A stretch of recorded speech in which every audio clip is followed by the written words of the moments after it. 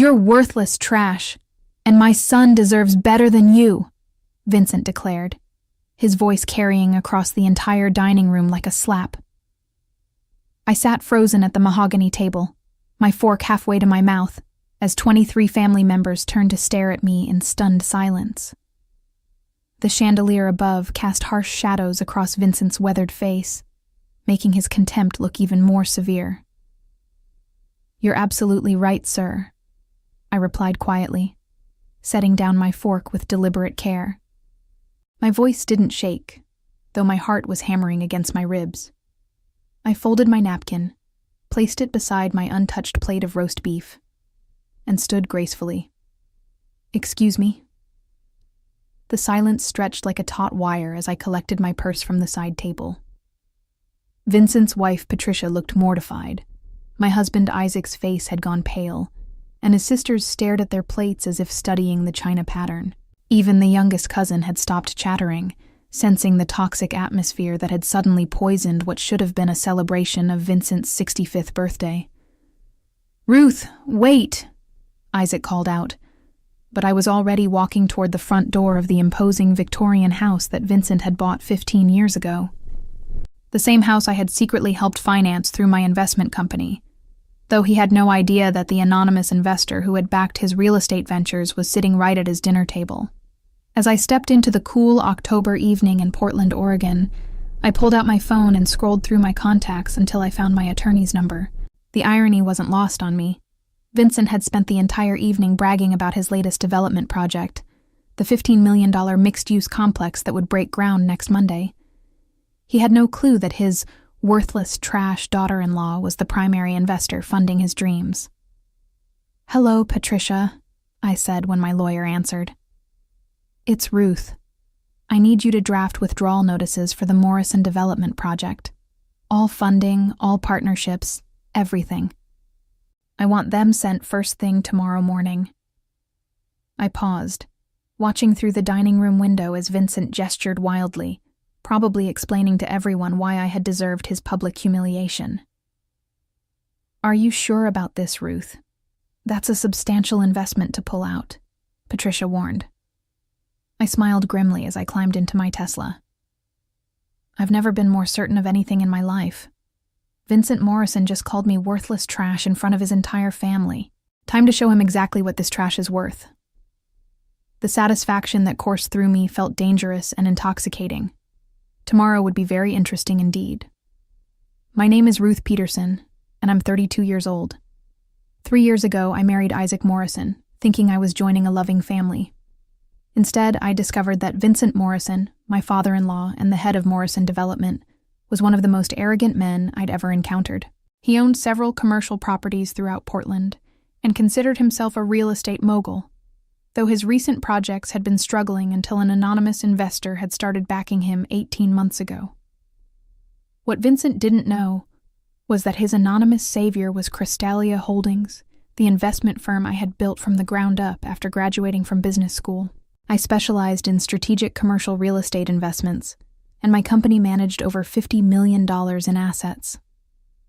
When Isaac and I started dating, I kept my business life completely separate from our relationship. Isaac knew I worked in finance, but he assumed I was just another analyst at some corporate firm. The irony was delicious. Vincent constantly lectured me about finding real work and contributing something meaningful to society. He had no idea that his daughter-in-law's company had been quietly purchasing distressed properties throughout the Pacific Northwest, renovating them, and selling them for substantial profits. More importantly, he had no clue that when his own development company had been hemorrhaging money 2 years ago, Crystalia Holdings had stepped in as an anonymous investor to keep him afloat. Vincent's current obsession was the Crown Plaza development, a mixed-use project featuring luxury condominiums, retail spaces, and office buildings in downtown Portland. The project required significant capital, complex permits, and partnerships with multiple contractors and city officials. For the past year, he had been bragging to anyone who would listen about how he had secured this mysterious investor who believed in his vision. That mysterious investor was me.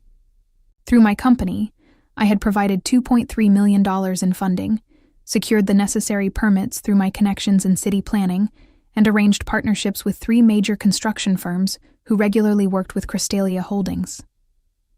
Vincent thought his charm and business acumen had attracted this investor.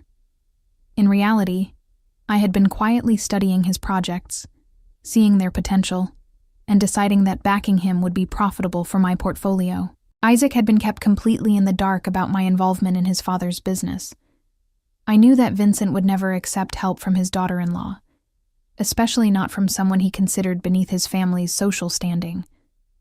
So I maintained the facade of being just another housewife, while secretly managing millions of dollars in investments from my home office. The arrangement had worked perfectly until tonight. Vincent's latest project was scheduled to break ground on Monday, and he had invited the entire family to celebrate his success. He had even prepared a speech thanking his mysterious investor, never dreaming that she was sitting right across from him, enduring his casual insults and condescending remarks about women who didn't understand business. Now, as I drove home through Portland's quiet streets, I felt a savage satisfaction building in my chest. Vincent was about to learn a very expensive lesson about treating people with respect. The next morning arrived gray and drizzly, typical Oregon weather that matched my mood perfectly. I sat in my home office by 7 a.m., coffee in hand, reviewing the financial documents that would destroy Vincent's world. Patricia had worked quickly. The withdrawal notices were drafted and ready to send. All I needed to do was give her the final authorization. My phone buzzed with a text from Isaac. "I'm so sorry about last night. Dad was completely out of line. Can we talk?" I stared at the message for a long moment. Isaac was a good man, caught between loyalty to his family and love for his wife. He genuinely didn't know about my business dealings with his father, and I had planned to keep it that way indefinitely. But Vincent's cruelty had changed everything. Some lines once crossed couldn't be uncrossed. "I'm fine," I typed back. "At work early. Talk tonight." Work. If Isaac only knew that my work was about to obliterate his father's real estate empire. I opened my laptop and pulled up the Morrison development file. The numbers were staggering. Vincent's company was leveraged to the hilt on the Crown Plaza project. Without Crystalia's backing, he wouldn't just lose this development. He'd face bankruptcy. All of his other properties were tied up as collateral for loans that assumed the Crown Plaza project would provide the revenue to pay them back. I thought about Vincent's face last night, the way he had looked at me with such contempt when he called me worthless trash, the way the entire family had watched in uncomfortable silence as he humiliated me publicly, the way he had spent months bragging about his business acumen while secretly depending on my money to fund his dreams. At 9:30, I called Patricia. "Send the notices," I said simply. "All of them?" "Every single one. I want Vincent Morrison to receive 3 messages simultaneously at exactly 10 a.m. First, his lawyer should get the investment withdrawal notice. Second, I want Isaac to receive a text explaining that I'm the investor his father's been praising for months.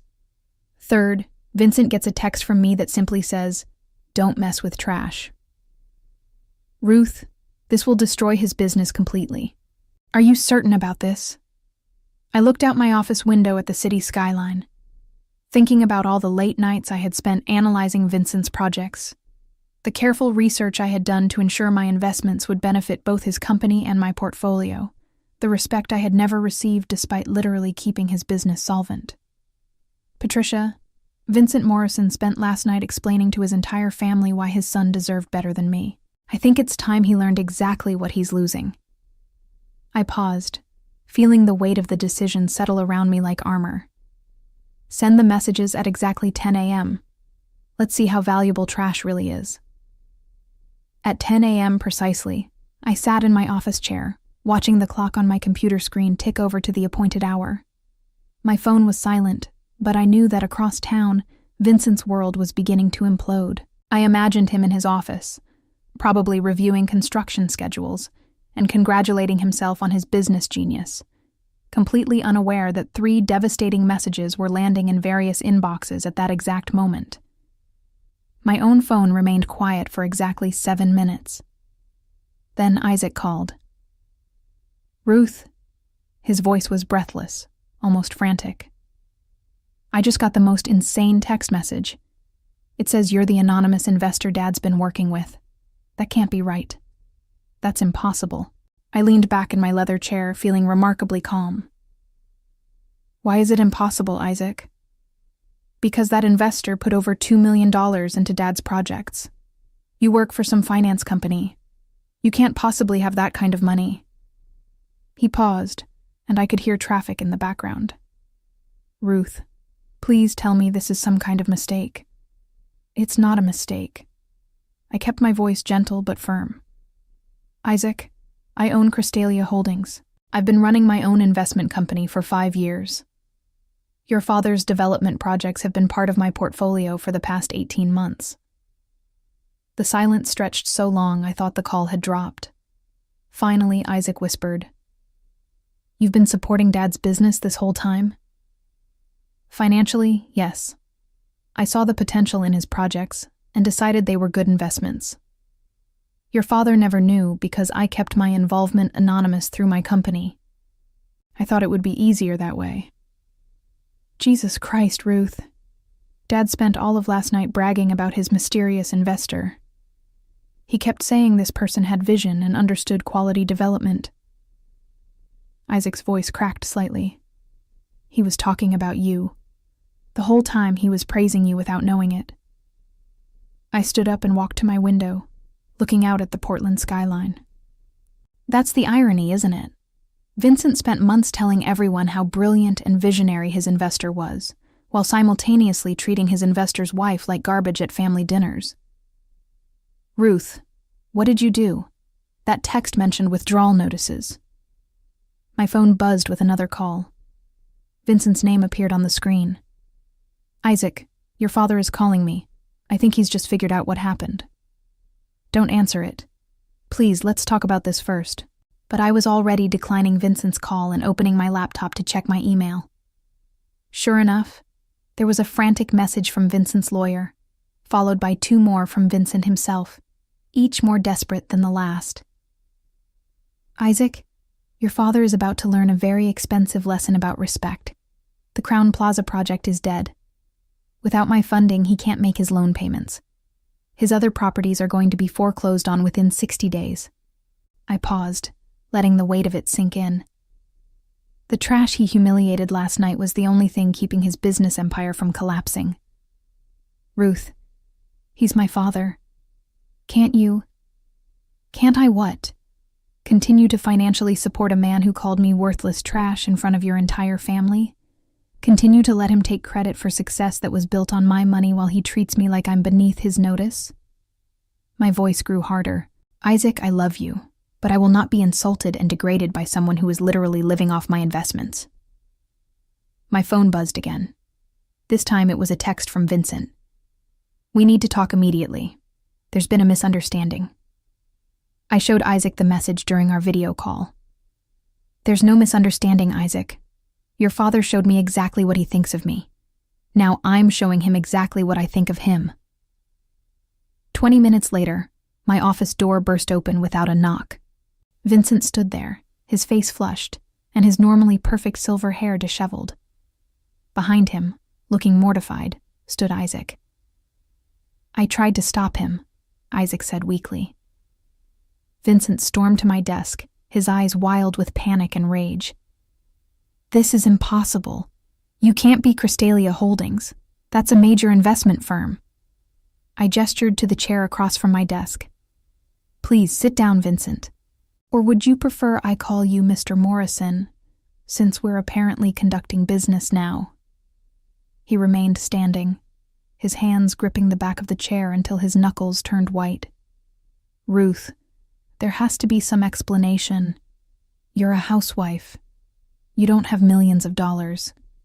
I opened my laptop and turned it toward him, showing the Crystalia Holdings website with my photo and biography prominently displayed. "Vincent, meet Ruth Peterson, Chief Executive Officer and founder of Crystalia Holdings. I've been managing investment portfolios worth over $50 million since I graduated from Wharton Business School with my MBA in corporate finance." His face went through several different shades of pale as he stared at the screen. This can't be real. Oh, it's very real. Would you like to see the investment records? I can show you exactly where your company would be without my funding. I clicked through several screens, showing him spreadsheets and financial projections. Your company was losing money on every project until Crystalia stepped in. We provided the capital, the permits, the contractor relationships, and the city planning connections that made your recent success possible. Vincent collapsed into the chair, his arrogance finally cracking. But you never said anything. At family dinners, you just sat there.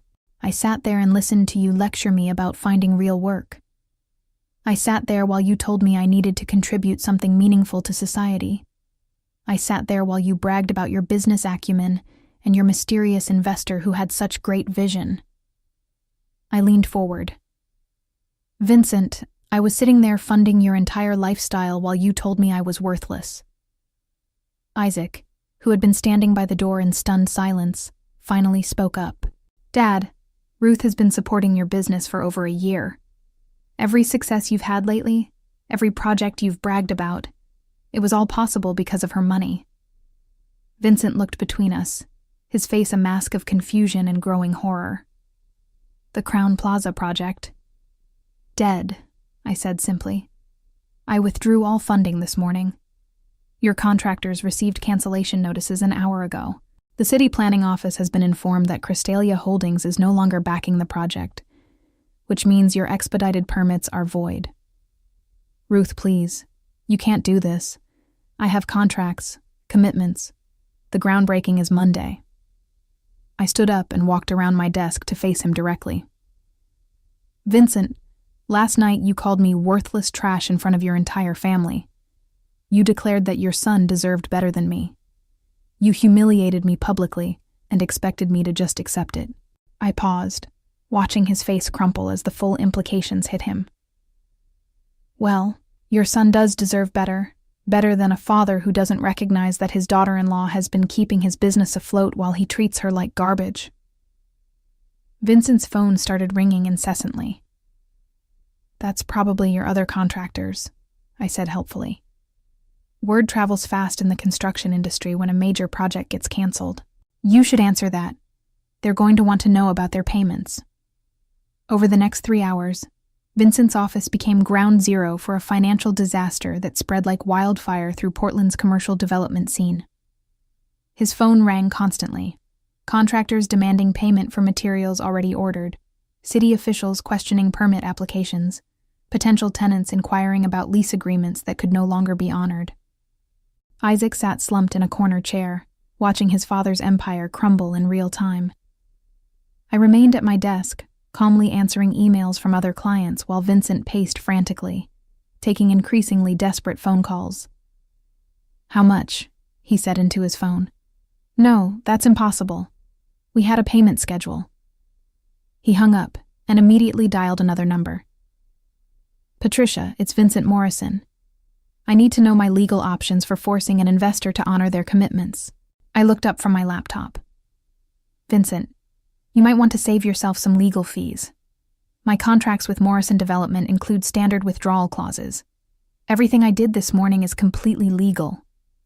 He stopped pacing and stared at me with something approaching hatred. You planned this. You've been planning this for months. Actually, I plan to continue our business relationship indefinitely. Your projects were profitable, and I believed in their potential. I closed my laptop and gave him my full attention. Vincent, I only made the decision to withdraw my support at exactly 10:07 last night. What happened at 10:07? That's when you finished explaining to your entire family why I was worthless trash and your son deserved better than me. That's when I realized that continuing to support someone who held me in such contempt was bad business. Isaac finally spoke up from his corner. Dad, do you understand what you've done? Ruth wasn't just some random investor. She was family. She was supporting your dreams while you treated her like she was nothing. Vincent's phone rang again. This time, when he answered, his face went completely white. What do you mean, foreclosure proceedings? I have 60 days to cure the default." He listened for several minutes, then hung up slowly. "Your primary lender?" I asked. He nodded numbly. Morrison Development used the Crown Plaza project as collateral for loans on 3 other properties. Without that project, the bank is calling in all the loans immediately. I felt a flicker of something that might have been sympathy, but it died quickly when I remembered the look of disgust on his face as he called me trash. "Vincent, your company's financial structure was built on the assumption that my investment would continue long-term.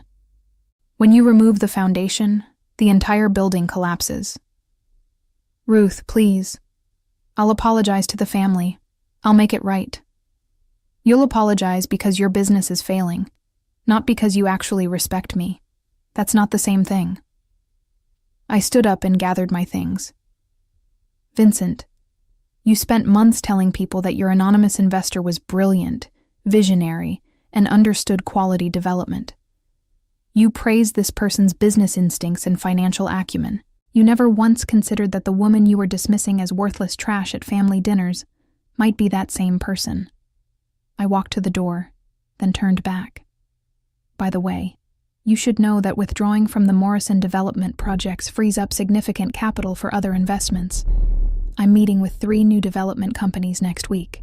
Portland's commercial real estate market is booming, and there are plenty of developers who understand the value of treating their investors with respect." Vincent's phone was ringing again as I left his office, Isaac close behind me. 2 weeks later, I sat in my favorite coffee shop downtown, reading the Portland Business Journal's front-page article about Morrison Development's spectacular collapse. The headline read, "Local developer files for bankruptcy after mystery investor withdraws support." The article detailed how Vincent's company had gone from Portland's rising star to complete financial ruin in just 14 days. Isaac slid into the seat across from me, looking exhausted but relieved. "The bankruptcy filing is official. Dad lost everything. The office building, the rental properties, even the house." "How is he handling it?" "Badly. He keeps insisting this is all some kind of misunderstanding, that you'll come back once you've made your point." Isaac shook his head. "He still doesn't really understand what happened. Yesterday he asked me if I could convince you to have coffee with him, so he could explain why the family needs you to reconsider." I nearly choked on my latte. He wants to explain why the family needs me? After calling me worthless trash? "Ruth, I think in his mind, you were never really the investor. You were just Isaac's wife who happened to own the company that was investing. He can't wrap his head around the fact that you personally made all those business decisions." I looked out the window at the construction site where the Crown Plaza project should have been breaking ground. Instead, it was just an empty lot with a development postponed sign. 3 other development companies had already contacted me about potential partnerships for similar projects. Vincent's failure had become my opportunity. "Isaac, your father called me worthless trash in front of 23 family members. Then, when his business started collapsing, he expected me to put my personal feelings aside and continue funding his dreams because the family needed me to do it. Does that sound like someone who respects me as a person, or someone who just wants access to my money?" Isaac was quiet for a long moment. "The family is starting to understand what really happened. Patricia called yesterday to apologize. She said she had no idea you were the investor Dad was always praising." I smiled grimly. Vincent's going to have plenty of time to think about respect now. The social fallout for Vincent proved even more devastating than the financial collapse. Word spread quickly through Portland's business community that Vincent Morrison had publicly insulted and humiliated his primary investor without knowing her identity. The story became a cautionary tale at industry networking events, a perfect example of why treating everyone with respect was not just morally right, but also good business sense. Several potential partners who had been considering future deals with Vincent quietly withdrew their interest. Nobody wanted to work with someone who had demonstrated such spectacular judgment failures. The fact that he had called his own daughter-in-law worthless trash while she was secretly funding his entire operation made him appear both cruel and incompetent. Vincent's attempts to rebuild were hampered by his reputation. Every meeting began with uncomfortable questions about the Crystalia holding situation.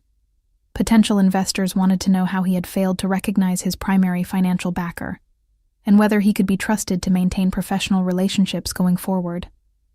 6 months after that disastrous family dinner, Isaac and I attended his cousin's wedding, one of the few family events where Vincent wasn't present.